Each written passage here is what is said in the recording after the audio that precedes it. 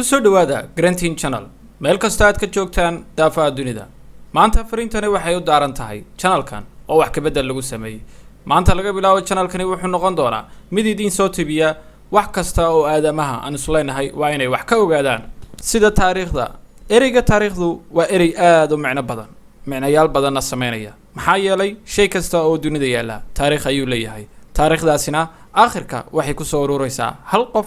oo kaliya